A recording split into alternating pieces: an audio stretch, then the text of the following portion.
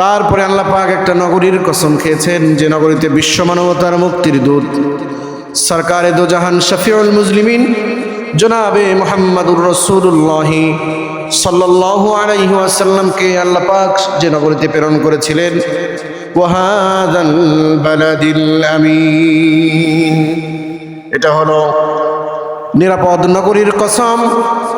আল্লাহ পাক বলেন, ওমান দাখালাহু কানা আমিনা, যে ব্যক্তি এই মক্কা নগরীতে দাখিল হয়ে গেল, প্রবেশ করলো, সে নিরাপদ। জোরে বলেন সুবহানাল্লাহ।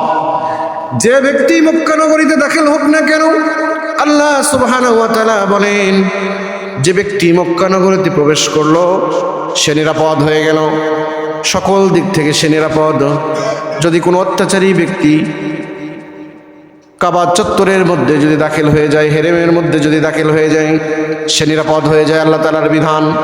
চারটা জিনিসের কসম খেয়ে আল্লাহ পাক বলেন, লাকাদ খালাকনাল ইনসানা ফি আহসানি তাকওয়িম, আমি সবচেয়ে সুন্দর অবয়বে সুন্দর করে মানুষকে সৃষ্টি করেছি।